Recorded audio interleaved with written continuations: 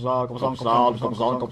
YouTube, Coppersan here. The circus is back in town. We already have a training to level 200 video on Beast Tamer, but in that video we focused mostly on Hawk and Cat mode, so we just AFK'd around the map to level up. But this time we're doing all the heavy lifting ourselves as we train to level 200 with Bear and Leopard mode in the EU Reboot server.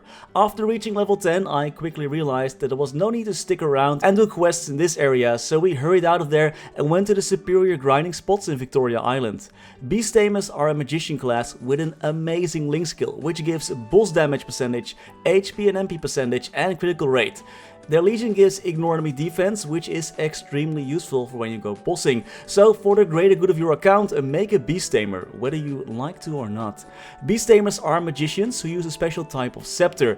Not sure what for actually, since their animal companions do all the work. Beast Tamers enhance their basic attacks depending on the animal mode used. And for easier grinding early on, I do recommend to actually put some points in the Snow Leopard mode. This cat has great mobility and it will make Beast Tamer an excellent grinder early on. If you hold the arrow keys, you'll move in the direction that you are attacking, which is useful for faster grinding. Beast Tamer is a special class through and through. Not only do her skills work completely different, she also gets free items through her special job related quests, like this fancy balloon. Where the hell's my balloon on my other character's necks on? We claw our way to level 30, all the while we keep upgrading our leopard mode. I just filled up my skills to the max and kept on going. You can do this as well if you plan to use this character as a link scale Legion mule. However, if you want to be a pro animal abuser all the time, you might want to spend your skill points differently. Beast Tamers unlock skills based on the amount of skill points spent and their level. For example, the final skill in leopard mode unlocks at level 118 with 190 SP spent on this mode, but in total you'll be able to spend 270 SP, not calculating the final skill, so you could for example not level up some of the attacks and instead use those points in different animal modes, so you're for example a snow leopard and bear user, but also have plenty of points in cat mode to provide support during boss battles. In total you'll be able to fully max out 2 animals and it will leave you with about 33 SP left for any other mode. You can also buy reset tickets for your skill, so don't feel too afraid to experiment. In Reboot this scroll can be bought with mesos, but in the regular server it does cost 1k Enish cash. To add just a little bit more complexity, some 5th job skills like Decent Commodores can actually help a ton for this class as well if you want to save skill points, because this skill will add to some of your skill levels or try to get ahead with +1 skill levels, and there's also an inner ability that increases skill levels for all passive skills as well. There are basically a ton of ways to cheese skill points with this class, since there are no job advancements, so you just unlock everything through your leveling and skill points used. But back to leveling. After doing another team dungeon for the 50th time, we're training at the Coppersan Drakes until level 60. Macho Dance and Macho Slam are such fun skills to use. This class has great mobility, if any. We can zoom up in the air using those skills and slam down to deal additional damage. It doesn't do the most damage or anything like that, but it helps speed up training by a ton. Leopard mode doesn't actually have the most lines, but the little critters that you can summon with bro attack deal a ton of damage. And that Leopard Roar skill that triggers automatically after completing a series of basic attacks does remind me quite a bit of old school errands. Around level 96 I move over to the Leafra maps in Reboot. The burning fields there will help speed up training, even if it does take a bit longer to defeat those mobs. Because Beast Tamers have so much mobility, they can even try out maps that might not be the best for some other classes. And like always, we defeat Zaku once our rune cooldown is gone to gain a few additional levels. We get some Star Force and keep training in those Star Force maps. I actually also started to put some points into bear mode so I can use Majestic Trumpet to burn the map and deal some additional damage over time, speed up training, and you know, to help defeat those elite monsters who still haven't dropped any flames or cubes from me, by the way. Dual Ghost Pirates are great as always, but Forgotten Passage is also nice if you're also going for the attack kitty mode. Long flat maps suit this playstyle very well. After that, it was time to explore Korean Folktown and complete the wanted sign quest there. I also grinded here for a few levels at the Goblin House. Reaching level 141, it was time for my plan to cheat as many level ups as possible to commence. We already started collecting our event coins, so we bought a level up potion. You can buy only 10 per world and you can start using them from level 141. This is the Neo event, by the way, in case you're watching this video at a later date. When we use the potion at this point, we also have the highest chance to reach a nice amount of levels, but of course we only got 4 level ups. That has a 20% chance to happen. So lucky, man. I spent the next 20 levels mostly grinding away in the Coninck tower and using leveling potions. I also hanged out a while in the Temple of Time for a change of scenery and to enjoy the nice BGM there.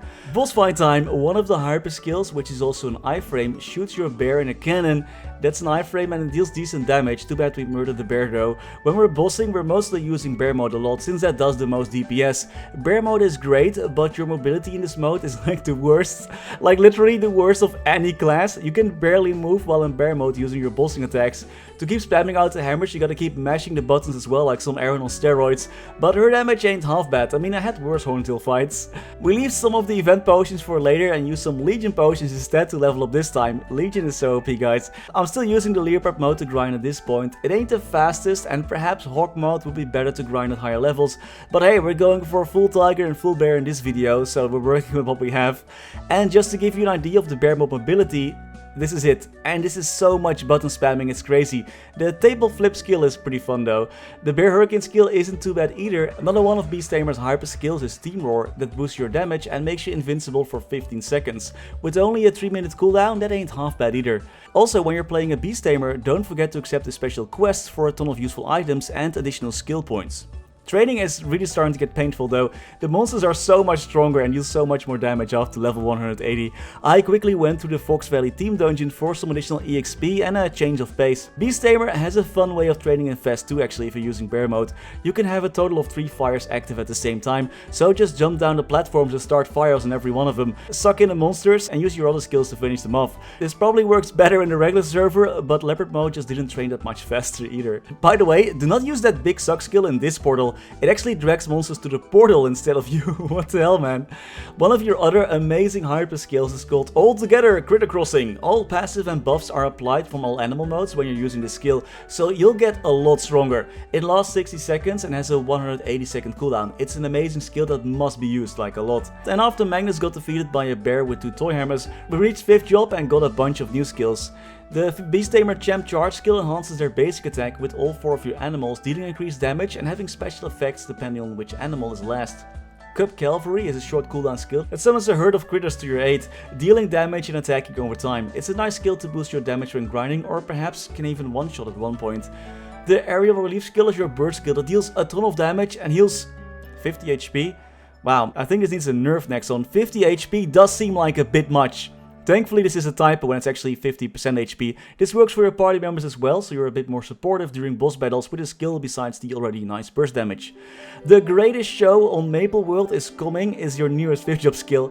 It summons a whole circus and attacks every now and then in a big area. If you switch modes while the skill is active, attack takes place and attacks even more enemies. The skill itself lasts 35 seconds and attack has a 5-second cooldown. The bird looks super funky in this one. Beast Tamer is a unique class, which could use a couple of buffs to some of her attacks. If you're training to level 210, I recommend putting points in Leopard and Hawk mode for faster grinding. Bear mode is nice for bossing, but training wise it's definitely not the greatest. But that is the beauty of this class. You can also just go full cat mode and leech your way to level 210.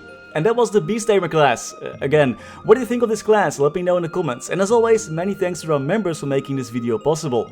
Thanks to Niels de Coninck, Raar maar waar, Sebastian Hanoy, FLX, Ryalias, Terry Kim, Vareese, Dries Zumker, Wiley, Francisco Sousa, Historycanon, BackSpaceOTI, ceemak, Saffronyx, Lorenzo, BG Extremes, Anwar NHI, Brendon, Frank Bouquit, Ziggy Deer, Flidiot, Beamer WT, Knifesu, Chen125, Cloudfix, Gusus Rodriguez, Sir QQ Morse, Froggy11, Sir Tito655, Grayson Lee, Riser RU, Brendon Cam, Vira, Bruno H, Trevor, Yuki436, Afterlord_MS, Sinfralido, Ritius, John Man, Lucky Beats, Justin Ville, Silvio Nato, Stevie Zhang, Yaruski TV, Soli Shanada, and Heopan. Thanks a lot guys, also to the new members, really appreciate the support. If you would like to mention to you as well and get early access to new videos, make sure to check out that join button below this video. Thank you all so much for watching, stay safe and happy mapling!